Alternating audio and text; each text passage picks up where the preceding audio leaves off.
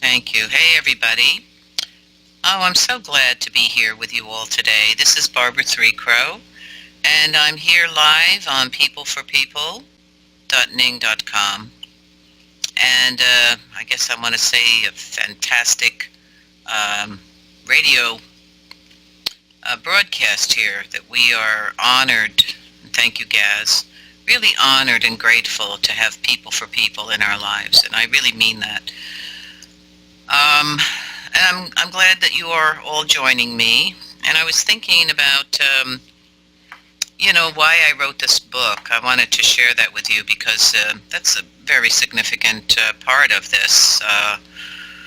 Why did I write this book? Well, this was not my idea, actually, to write this book because I'm sharing with you. I was advised and guided by spiritual guidance to write this book, to write all this information many years ago, over 25 years ago. And it took me 8 years to complete my first book, and which was Mending the Hoop, and this followed. But although there's some parts in this book I'm reading to you from that first book, but I was advised to write down in book form my personal experiences. And so what I'm sharing with you through these readings, pretty much my life, various things that have happened to me in my lifetime, and I guess you'd say many of them verging into a phenomenon, extreme phenomenon, unusual experiences, and unexplainable experiences in many ways.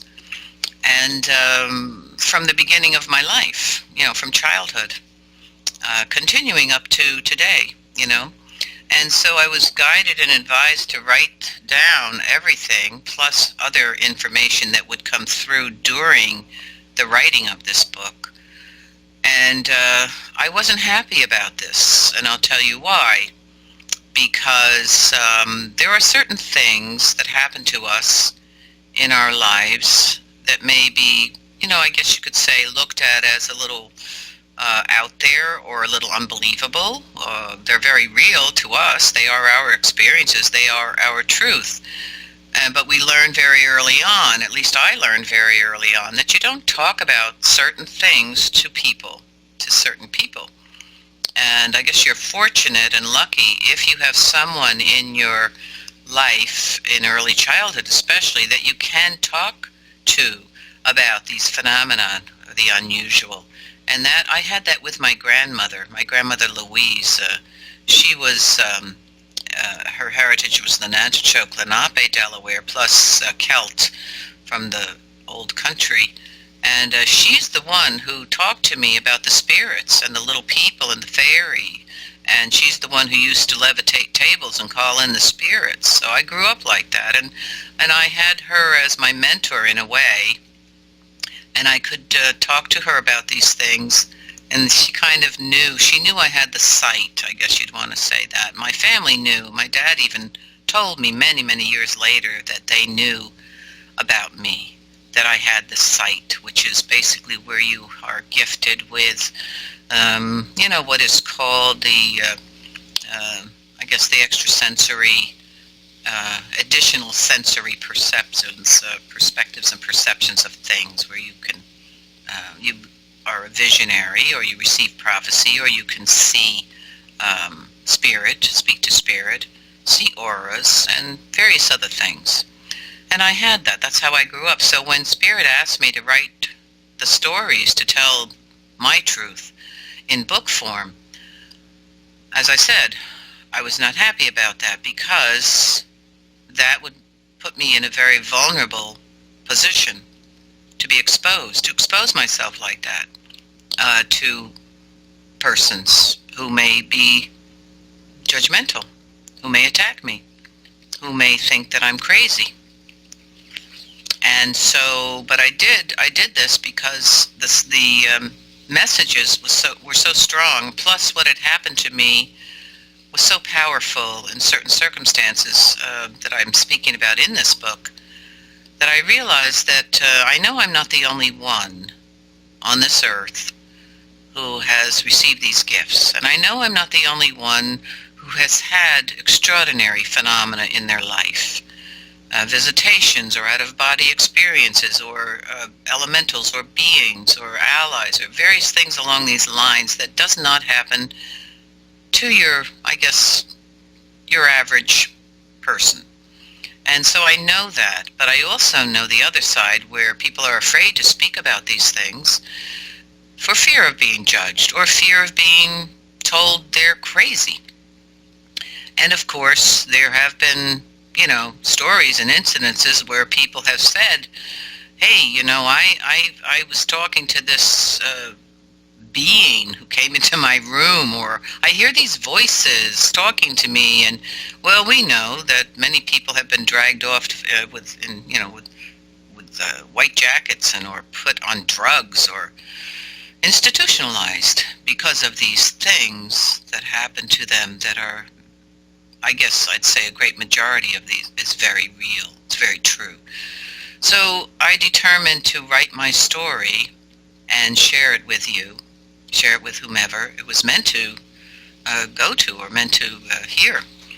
And regardless of whether I would be thought crazy or attacked, which has happened, but it doesn't matter, actually, because this is my truth, and I don't need to prove these things to anyone that they're real or factual. I don't need to do that, because I know my story. I know these things are my truth. So, and I'm very honored to share them with you. So I just wanted to start out that way, and I'm going to just read the last paragraph from chapter 10 that I left off with yesterday. And also I want to say that what I'm going to get into, chapter 11, is acceptance and the healing portal. And that's what I just wanted to give you a heads up on. But to finish off or begin here with the last paragraph of chapter 10, there are many types of dark energies that can attach to us. They survive by feeding upon fear and negativity, and they are activated and drawn to the energy of despair, of hatred, rage, and so on. Of course, if in childhood one was abused or violated, that child would normally experience despair and even rage, and eventually hatred toward others who have harmed them. But these are frequencies, these are energies, and the entities drawn to those low frequencies can only be dispelled through the frequency of love. For this frequency they cannot tolerate. They cannot tolerate the frequency of love. So chapter 11, acceptance and the healing portal. 10 years after my vision and performing the ritual with the stone that healed the cancer, I received a book that described ancient indigenous religious ceremonies. Now, just to refresh your mind, I don't know if you all that are listening here today started with me from the beginning, and I was given a vision and an experience 30-some years ago. I was living my life, which I thought I was fine. I'm fine, my life is fine, all is good. And now reflecting on that, I realized that it was not really good, and it wasn't all right, and Spirit certainly knew that. And also, Spirit needed me somewhere else. And if you're not listening, if you're not paying attention of where you need to be, on this great wheel of life, well, Spirit will sort of hit you with a 2x4, I guess, to get your attention, and that's what happened to me. And I had been being asked by Spirit for 2 years, pretty much 2 years, to change my life and literally begin to take steps in a whole other direction. And during that period of time, I was refusing because I had no idea what on earth they were asking me to do. And I was afraid. I had great fear, actually, and resistance, and also doubt. I doubted myself. So they gave me a vision, and the vision was after they had told me, after the 2 years, they said to me, you are going to be diagnosed with cancer. And I was diagnosed with breast cancer. And during that time, I was really working very hard to change my life, my eating habits, and meditating more and praying more and taking care of myself. And during that time, I had a vision, and I was shown a particular face in my vision that looked like a mask with wide open eyes, sharp nose, and a mouth that was wide open with the tongue sticking out as though it was expelling something. And then I was told to go into the nearby mountains to search for a particular stone. And I did. I went to the mountains for hours. I was walking in the mountains, nearby mountains, and I did find a stone, this very large stone, about the size of a dinner platter, actually. And on the surface, there were natural shapes, or like, I guess you say, the way a stone forms. It has, sometimes it has sharp areas or hollows or whatever. Well, on the surface of that stone were the hollows for the eyes, a hollow for the nose, and a ridge for the nose and a hollow for the mouth, and so on. And during that time, I performed a ritual, guided in this ritual. And that's what I'm speaking about right now, because this ritual led to the prophecy that I often speak about. So 10 years after my vision and performing the ritual with the stone that healed the cancer, I received a book that described ancient indigenous religious ceremonies. Upon opening the book, I saw the words, Sacred Stone Healing Ritual of the Crow. Now, according to the Crow Nation, this ceremony originated with a spirit known as Rock Man and his wife, Tobacco Plant Woman. Now, they were the first people here on Earth, the spirit of the plant and the rock people, or the stone people, called the Inyan. The medicine ceremony had been gifted to the Crow Nation by Old Man Coyote. The text described how a spirit who would have personified a particular stone would appear to an ill person in a dream or a vision. And the dreamer or the visionary would receive instructions and knowledge which included where to locate a specific stone and how to perform a healing ceremony using that sacred stone. Guidance would be given by the stone spirit to the one who was ill, and would indicate that the sacred stone was either a male or female. Now, I've spoken about this before because there are stone people that I work with, because now I am the keeper of sacred stones, and some of them have a male energy and some of them have a female energy. And some of them are for different purposes, for dreaming or traveling, journeying, or healing. So this stone, and along with significant rituals associated with this stone spirit, the recipient would follow certain requirements or taboos involved in keeping this medicine stone. I still have this medicine stone, actually, this stone that came to me that day. It's on one of my altars. The recipient would follow certain requirements or taboos.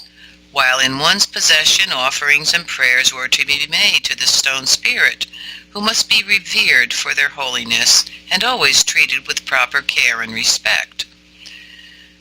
And I have to say that in our tradition, in our indigenous way, we do this. This is a spirit within this stone, or within anything. A plant medicine has a spirit, and we respect them. There are occasions when a spirit helper, such as a medicine stone that came to me, would appear in order to help someone, and then it might move on, or after fulfilling its purpose. So, I have over the years required other sacred stones, and I believe these to have a living spirit that will guide me in their use. Through the portal. After being diagnosed with breast cancer and having received the medicine stone and healing ritual, Spirit asked me to accept the task that was laid out before me and to begin to fulfill my agreement in this lifetime. The agreement I had originally promised long before my birth. As my spiritual journey unfolded, I was confronted with many challenges. Some came as an attack from those whose claims against me were a deliberate attempt to negate the vision given me and to also prevent my spiritual work. These attacks caused the courage that I needed in order to proceed to diminish, and I was forced to choose between my spiritual life and what I knew in my heart to be true. I had fallen into an abyss where fear and doubt came as though to devour me, and I believed that I would never find my way out. I was overcome with memories of a past life and a time when I had endured persecution by those who had attempted to destroy my spiritual beliefs and the medicine work that I had been called to do. It was my very soul that was being attacked, and in that lifetime, I had suffered violence for my beliefs. This powerful journey and shattering had propelled me into the dark void, and I then met the confrontation of the dark ones. I was able to regain my power through my having trust and faith and all that Spirit had shown me that brought me through. It became clear that it was the work of the dark forces whose power had come through those who had attempted to dissuade me, and that had stood between me and my spiritual truth. Gray Stone Woman. My teacher I had met, I guess I'd say maybe in my mid-40s, was Grandfather Wallace Black Elk. He had told me that I would receive a Lakota spiritual name in a traditional Lenape, a centuries-old sacred ceremony, and how the First Nations people commune with the Great Spirit.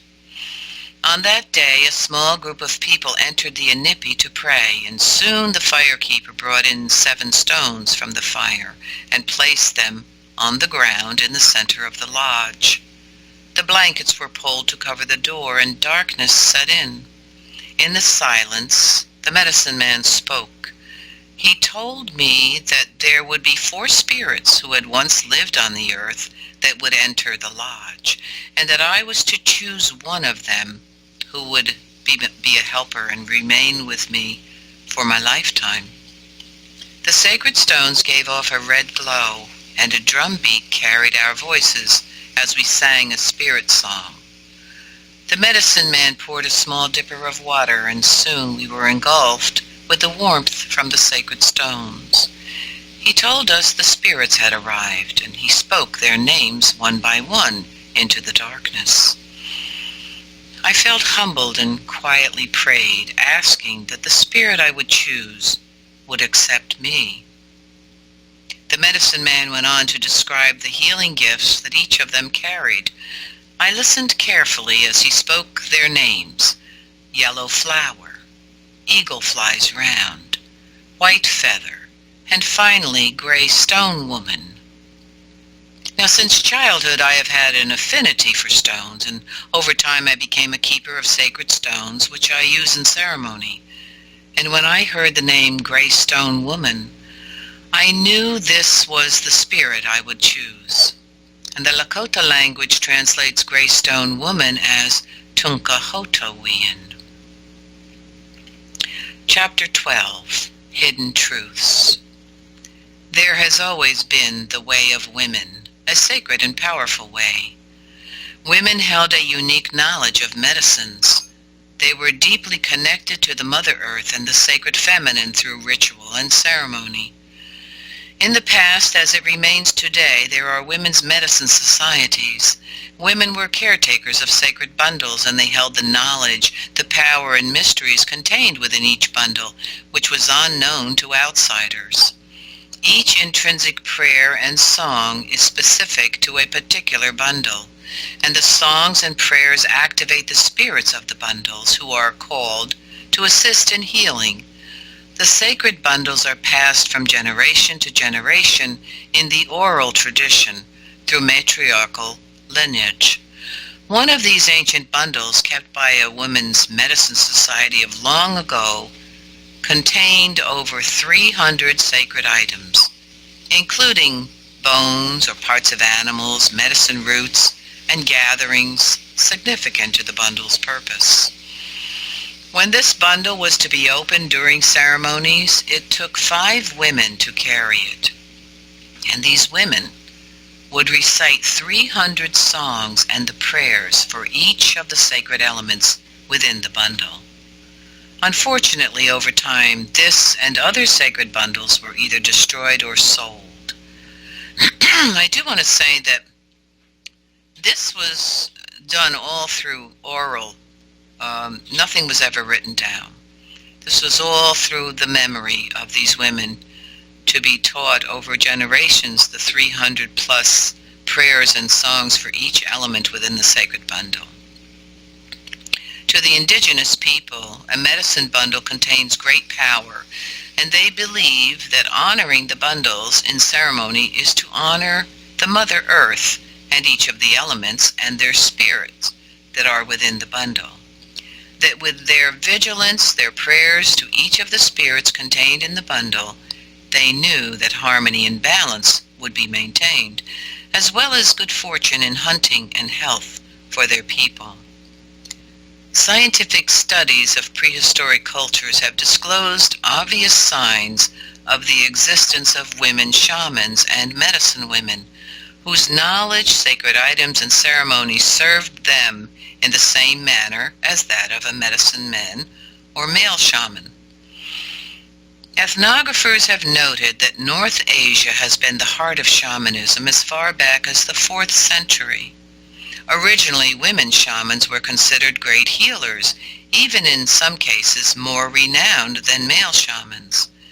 However, early studies of humankind and ethnic cultures were dominated by male anthropologists who chose, for personal reasons, to either completely ignore the obvious proof that women were shamans or to trivialize women's roles. Why they chose this remains to be seen, yet their decision had great influence, and history reveals that instead of recognizing women's natural capabilities, they were ignored. It was often determined by white male onlookers that women shamans, when displaying their abilities and power, signified their being possessed, or an implication of a lack of control or hysteria. This biased perspective, unfortunately, had often characterized women in that way. In the past, women healers had been accused of witchcraft, a term that expresses something derogatory. I have described the origin of the term witch, relating to the time of the Inquisition in the beginning of this book, as Wicca, a Druid religion, whose practice of honoring the earth and all elements was in fact aligned with the sacred feminine. Today, the term witch is synonymous with wise women and centers upon a resurgence of the earthways, spirituality, and renewal of ancient goddess culture. Within the recent renewal of interest in Wicca and the Druid and other spiritual practices, the Vatican became alarmed and made a strong statement against, in quotes, those women who are practicing devilry and the ensuing punishment they would receive. I am assuming that this edict would justify the women burning in hell for all eternity. In this day and age, such antediluvian thinking is shocking, and yet it is clearly an obvious statement that a strong and misguided prejudice against women is evident, and more significantly, that an unfounded and much misaligned fear, steeped within the church for centuries, towards the power, wisdom, and the spiritual practices of women remains. What is obvious is the continuing pressure and blatant disregard against those who today seek to renew their sovereignty and God-given right to their own spiritual practice, including those of indigenous cultures, the Druid and or Wicca, and anyone who honors the earth as sacred. Unfortunately, the male-centered Judeo-Christian ideology still strives to dominate, control, and denounce women. And let us not forget the Inquisition and murder of 9 million witches in the name of God. And what continues today may not be an actual burning at the stake, but still, in all parts of the world, women continue to be violated, raped, beaten, and murdered. In some cases, often are considered domestic by authorities who choose not to interfere. Yet violation and murder of women continues and is not only expected, but sadly and disturbingly, it is accepted. So, sacred bundles. The grandmothers were the original keepers of the sacred bundles, and they passed their knowledge through matrilineal tradition, along with each bundle's power and purpose, its songs and prayers that were specific to each of the items contained in these bundles. We might imagine a time long ago when the silver arc of the grandmother moon would first appear, how the women would have gathered in a hidden place for the purpose of opening these medicine bundles. The fire would have been lit and women's voices would have echoed throughout the valley. Together the women might have danced throughout the night as the stars dance across the night sky until dawn finally came. The bundles would have been old and scented with fire, smoke, and sage. There would have been woven by hand, some tattered and fraying, and others made from the skins of otters or deer and even beaver. But they too would have been worn and frail from women's hands tying and untying, opening and closing them. When first brought into the circle, the bundles would have been lifted up for all to see and then gently, ever so gently, placed on a bed of sage. Then the ceremony would begin with drumming and chanting, and the prayers of the women would implore the spirits of the bundle to awaken. Women are gatherers. They harvest shells from the mother's waters and they wash ashore against their bare feet. They gather roots and vines of berries and sacred plant medicines, and in the long ago they carried burden baskets filled with the earth's bounty, even a stick or two for fire to warm them. Women are drawn to sacred stones, those washed smooth by a wandering stream, and some she might gather from deep in the forest where the spirits dwell. She holds the stone against her heart. The spirit of the stone whispers to her the ancient knowledge of the grandmothers. The woman then recalls that which has been forgotten, and in the quiet of her home, she places her sacred stone upon her altar. A candle reflects all that she has gathered. Feathers that have flown free from birds' wings found on the pathway home. A deer's bone, mosses, a mushroom, a branch of a cherry tree. These are the sacred gatherings of women whose bundles today are silken, bright, and new. Women are gathering their medicines once again to honor the grandmother and the sacred feminine, and they are answering the call to enter the sacred circle. Do you have similar treasures that you have gathered over the years? Have you placed these on your altar, wrapped with sage? Have you hid them away in a box? These findings are sacred tools, each imbibing a living spirit, meant to be prayed with and used in ceremony. If they are ignored or forgotten, their spirit will weaken. Now, opening a sacred bundle is indeed a beautiful and meaningful ceremony. And when women join together to pray and to honor each of the elements gathered, they form a circle. They first light sage, and they pass the sage bowl to each woman that can wash the smoke over them and align themselves with the energy of the circle's intention. One might begin with a prayer of gratitude for all that the bundle contains, and one might allow the sage smoke to even wash over that bundle. The contents of the bundle are placed on a special blanket or a cloth for this purpose only. When the Europeans arrived on the New World, many sacred items, including the medicine bundles of women, were destroyed or confiscated. The medicine societies of men and women were forbidden and disbanded. You can imagine the devastating effect upon the harmony and balance that these sacred ceremonies had for centuries.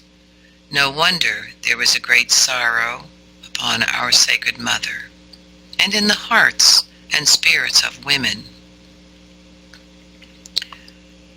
Chapter 13.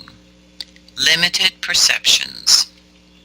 I'm using this term earthbound humans.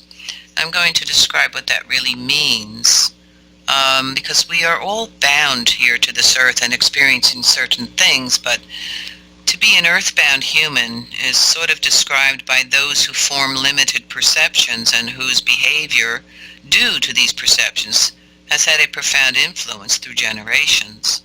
The term earthbound denotes the inability to be accepting of or to be open to explore other possibilities, as one who is intolerant of others' beliefs, for instance, or what might be termed esoteric.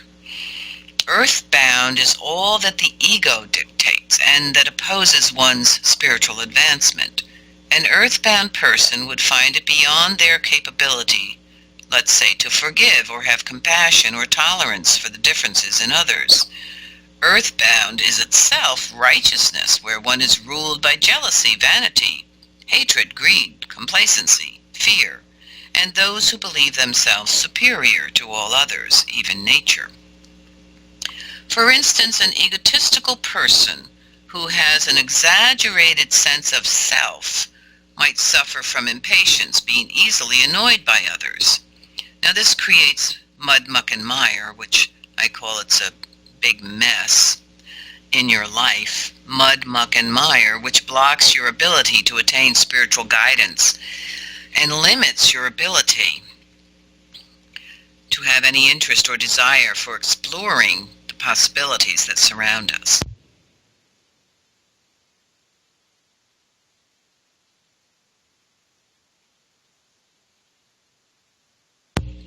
I just had to take a drink of water. Pardon me for interrupting. So the term earthbound is sort of, I guess, you're tethered to the ways of being, bound to the controllers, I suppose, or the agenda that has controlled us, and the thoughts or beliefs system that is not truth or not real or not sacred or not who you really truly are. So that's, I guess, sort of like a way to explain this term earthbound. Let's talk about impatience. One of the things that we speak about, or the elders talk about, is the importance of having patience. And so let's talk about impatience. As explained in the dictionary, is chaffing or fitful, unable to endure irritation or opposition, not able or willing, intensely desirous, grasping, rapacious, greedy, and avid, which when experienced definitely limits one's perception and blocks all possibilities of achieving alignment and prevents them from receiving any spiritual guidance, because you're kind of like blocked Impatience is only one of many negative emotions we might experience. These are powerful energies and create disharmonious vibrations or low frequencies that emanate outward from us as the source. We are that source of energy or frequency. So you might wish to instead align yourself within the flow of a higher vibration, such as that of a divine being or source or an angelic being, which would allow harmonious spiritual communication. If under any circumstances we are unable to activate and maintain a harmonized flow within, we would automatically affect the balance of the web, because we are constantly and continually affecting things or being affected by others. If our purpose is to achieve harmony and peace, yet we remain distracted by negative thoughts and judgments, we dramatically affect the pure intention of the whole. We might strive to understand or understand what might be the repercussions that negativity has, and its powerful impact upon our spiritual advancement, as well as its effect upon the sacred web. We might strive to remain centered by having patience, even compassion. Speaking about the impact that we have on the whole or the sacred web, this really speaks to the word metakweo yasin, which means we are all related. Doesn't just mean we people, we humans are related. It means that we are related to everything, all of creation. Well, what does it mean when you are in relationship? It means that you are affecting those you're in relationship with, and those that you are in relationship with are affecting you as well. So if we are, in a low frequency or low vibration with annoyance or impatience or aggravation or judgments, we're affecting everything that we are in relationship with, according to that frequency. So I guess what I'm saying here is we have an extraordinary ability and power to affect the whole, either positively or negatively. Then I'm reading here now chapter 14, the atmosphere of Earth's sacred places. There are significant places on our Earth where the telluric earth currents are at their highest frequency, and these were known by ancient civilizations to be sacred ground. Telluric currents are induced by changes in the Earth's magnetic field, and they occur naturally as frequency, as a current or flow of electric charge. Now we can imagine then that the Earth herself has a voice, a prevailing tone or tune, which emanates outward from every specific site upon the Earth, and on into the celestial realm. Sacred places were recognized by indigenous cultures for their divine atmosphere. They were so venerated as essential and even crucial to sustaining harmony and balance within the Earth's atmosphere that for centuries the ancient people had established ritual and ceremony at each of the distinguished sites. Today, many sacred sites are hidden beneath highways, or some covered completely by urban development, others forever forgotten. And speaking about the famous Notre Dame, the cathedral that recently was set on fire, I speak about that here. It's very fascinating to me that happened, and we all had a lot to say about that, but here's what I wrote so many years ago. I just realized now that I'd written this. So the Cathedral of Notre Dame is known to stand on sacred ground.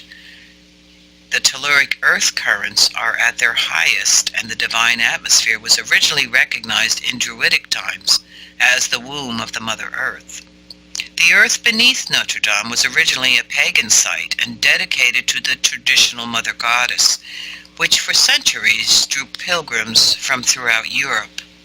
Amazingly, Notre Dame was one of 3 strategically placed cathedrals in France, whose placement mirrored the Virgo constellation. Ancient cultures throughout the world held knowledge regarding specific constellations and their energetic relationship to the earth. That is why we have the words, "What is above, so below."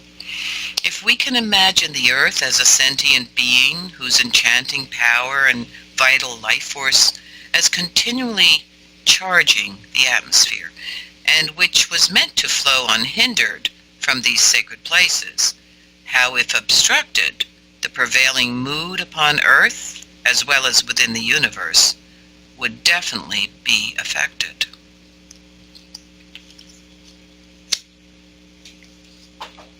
And thinking about Notre Dame and that the church was plopped on top of that, the usurper of the sacred and the divine feminine, the usurper, who did that? Well, I think we've talked about this so much. The power of, beneath Notre Dame, the power of the Mother Earth there was very significant for the whole sacred web, the whole of the Mother Earth. It's sort of like, let's say if it's her womb, or if it's the point in your body that gives you a life force that is the starting place for all of creation to be in harmony and balance. And then you come along and you build some monumental, monolithic church on top of it,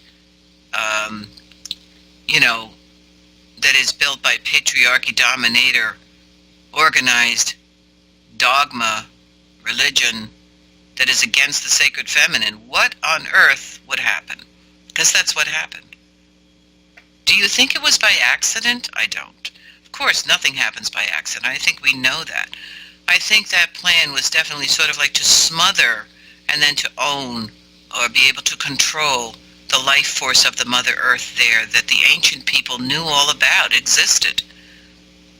It was a sacred place for the ancient people in regards to the Mother Earth, the great sacred mother. And they plop a big cathedral on top of it, and, well, there you go. Let's talk about the circle and the vortex. The circle is a perfect form, and that naturally exists within all of nature. It is a symbol found throughout the ancient world as well. Specifically, ancient cultures had built medicine wheels on the earth at places that were deemed to be power points or portals. Many of these sites are found to be natural vortices. A vortex acts as a whirlpool current that powerfully draws everything toward its center. The purpose of the medicine wheel, as its structure designates, is to align with the energy of the vortex with ceremony specific to creating harmony and balance. The medicine wheel consists of a central hub with radiating spokes, and its complete form is that of a circle or hoop. When placed upon an existing vortex, in other words like a telluric point or an energy point upon the earth, the wheel in its perfect form not only functions as a power point and propellant of energy specific to your intention, but harnesses the energy of the vortex for the purpose of cooperative action. Now, in the case of the ancient people, they might have stood in the center of the medicine wheel in reverent prayer. They may have been praying to those sacred beings from the four directions and those above, calling that which would have been beneficial for their people. According to indigenous beliefs, the symbol of the circle represents a hoop, sacred and harmonious. The sacred hoop also signifies the medicine wheel and that which each of us embarks upon throughout our life. The sacred hoop is said to be without a beginning or an end, where we return again and again to come full circle through many lifetimes.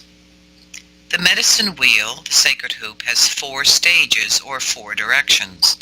The first stage is birth or rebirth, represents new life, new beginnings, where we begin our journey upon the wheel of life. It is prophesied that from 2012 to 2015, as the time of rebirth of humanity, each stage or direction upon our path brings with it many lessons, allowing us the opportunity to make choices. Hopefully, the choices we make will be for the greater good, the whole being the sacred hoop which all of life exists upon. The second stage is the time we enter into life on our own as a young adult, and when we make choices and decide the path we'll journey upon as we continue forward into middle age. The third stage, we are beginning to realize how life is moving quickly, and often we feel either fulfilled or dissatisfied with how our lives have unfolded. We may see that the choices we've made might have created unhappiness or a longing for something we cannot identify. This is the point in our lifetime that we are nearing the fourth stage, where we will be leaving the physical world, and our death appears to be imminent. The fourth stage is the last upon the wheel of life, where if we are wise, we will clean up what we left maybe undone. We'll make right the wrongs and ask forgiveness of others, or maybe that we have harmed, or we might forgive ourselves that we, for the harm we have done. The idea is to leave this life with a peaceful heart, no regrets, and no guilt. And I think this is, I don't believe in mistakes, for sure. I've said that so many times. I don't believe there are mistakes. I believe that there are just opportunities, that we are here on this wheel of life, the medicine wheel of life. And again, I'm going to say it, we came here through agreement. I do believe we all made an agreement to come here, and I do believe that we received original instructions. And I guess I always ask, do you know what your original instructions were? Have you gotten there yet? Do you recognize that? Are you fulfilling what you came here for? Just asking. I often ask that question. So, during the period when the Europeans finally conquered the indigenous people of the New World here on Turtle Island, the famous medicine man Nicholas Black Elk, who at the time in 1890 was himself a young man, said that the sacred hoop had been broken. That the sacred ways, in other words, the ways of walking upon the Mother Earth and the ceremonies of an ancient people that for thousands of years sustained the sacred hoop in balance and harmony, had ended. And you can read the book Black Elk Speaks by John Neihart. It's really a very powerful and wonderful book. And Black Elk, along with his people, dreamed of the day when the sacred hoop would become whole once again.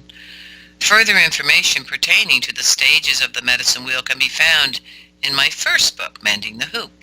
And yes, I will probably get a chance to read that too if you all want to hear more when I finish this one. So talking about the hoop, mending the hoop, yes, the hoop, the sacred hoop existed from the beginning of time. And what is the sacred hoop? Well, it's about frequency. And how does frequency sustain things? Well, it sustains things if it's high frequency, balanced frequency, or it knocks things down or crushes things or breaks things if it's a negative frequency, harmful frequency. So the sacred hoop had been sustained throughout the beginning of time by all ancient cultures throughout the whole world. Your people too, because we were all tribal. We were really all one big family, one people of connectedness and understanding about our part here, our stewardship of the Mother Earth. So even across the whole world, all ancient cultures were involved in ceremony and prayer and living in a sacred manner in harmony and balance, which held the sacred hoop together. So we know the factions or the intrusions or the usurpers who came who had to destroy that. And and they've been working very hard at that, diligently, incrementally, to keep this sacred hoop broken. But this prophecy, now we are in the timeline of mending the sacred hoop. And we here, at this timeline, who have agreed to come here, I do believe that we came here to mend this sacred hoop, which means coming back into harmony and balance. And part of the prophecy does speak about our returning to the ways of our ancestors.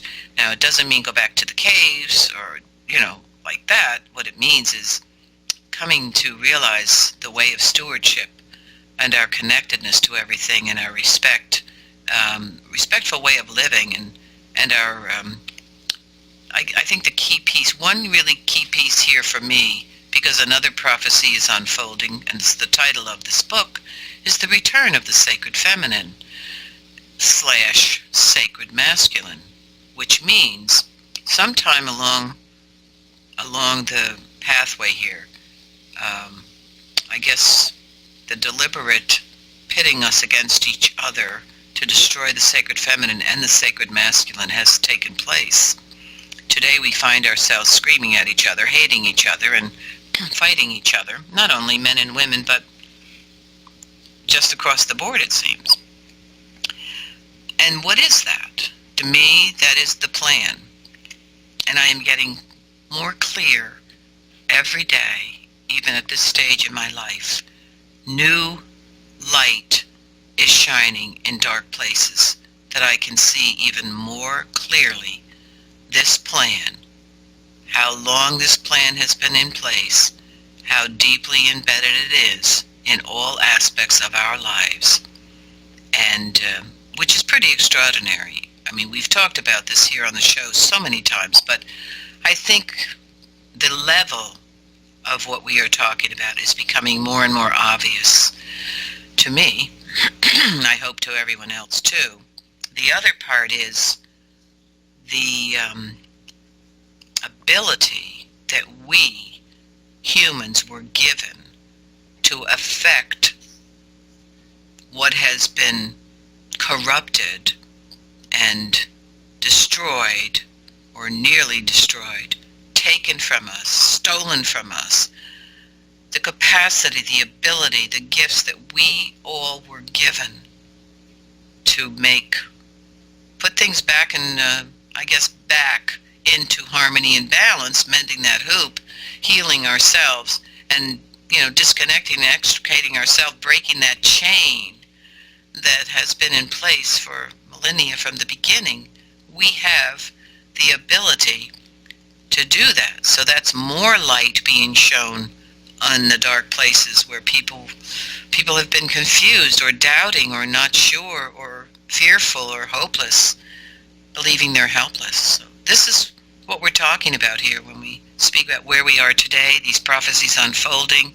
We are here in this timeline of mending the hoop, and I do believe this is part of our agreement, the original instructions that we did receive. And the original instructions and who we really truly are has been nearly destroyed within many of us, although I do believe it remains deep, deep, deep inside of us. The wisdom, the knowledge, and the ability has been hidden. It's not completely destroyed. I don't believe that at all. I know, because I believe in the light, and I believe in the power of frequencies and energies of love and compassion that we do have. I believe in that source. And ultimately, I believe in the power of frequencies and how we are understanding more and more who we really truly are. It's extraordinary. It's amazing who we really truly are. And they thought they could destroy that. They thought they could control us. They thought that they had us, that they owned us. But that is not true, because we are awakening more and more and more. The light is shining. It's pretty amazing and extraordinary. So I'm going to just finish this one paragraph here and see where we go. I hope you're enjoying what I'm sharing with you today. So we're talking about positive or negative thought, the spoken word, and of course action, as well as our emotions. We project these outward from ourselves as the source. We are the source of everything. This becomes a powerful energy. That's how powerful we are. We affect everything in our pathway. The circular motion becomes one within itself, in other words, powerful and ongoing, no beginning, no end, and is a continuing force that increases in velocity into infinity. When we join together in a circle, for instance, we are one heart, one mind, and the universe of like mind will respond to our intent, our vibrational intent, which creates a powerful unified force. all matter responds in kind to the focus and intention that we put forth from our minds, which then alerts and aligns itself with that which is formed, according to the desire of the unit, the single undivided whole, which is us, unity. The single undivided whole. The positive vibration that the circle forms acts as a vortex, alerting and luring sacred beings, teachers of the light, and healing energies, frequencies that respond to the intentions that we put forth from our individual vision, desire, and needs.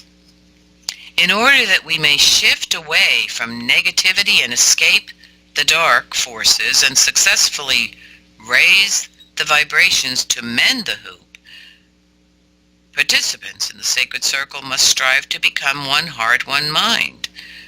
It's about aligning and attuning ourselves with the highest divine light, which is Creator, Mother, Father, Omniscience, divine frequency of love, joy. Our intentions automatically draw forth, lures, and manifest that which we desire and that which we focus upon. If everyone in the circle is united in harmony, the vortex created acts as a draw. It's like a magnet for like energies to enter into the circle and then to react with each participant. In other words, what goes round comes round. And when I talk about us being in the circle, we don't necessarily have to be physically standing side by side. It is our intention, our heart spirit, the love that we have for creation and the compassion that we have puts us in that circle. That is the circle. That's harmony and balance. So, I have more here, of course, on this understanding and patience, but now I'm very close to ending. And I will continue next week with chapter 15, which is about spiritual consciousness. And there's definitely a lot of there in a personal prophecy. It's about how we create our experience through personal prophecy, and many other things that are in this book that I am sharing. That is basically spiritual guidance given to me to share with you, along with some of my own personal experiences, which will come in later chapters, some of the additional phenomenon and experiences that have happened to me. So, as I said in the beginning, I wrote this book and the other books so that those who have experiences and receive various informations and phenomena in their life can know that they're not alone, number one, but also that, that they're not crazy, and that these things are real. This is very real. And so don't let anybody tell you differently. You speak your truth. This is real from your heart spirit, just as I feel. I guess the experiences I've had, some of them are so out there that I am not a judger of other people. I can't say, well, that never happened to you. I can't say, well, that's ridiculous. I cannot say that's impossible, because I've had pretty impossible, outrageous experiences happen to me. And, so I'm looking forward to next week to continuing this.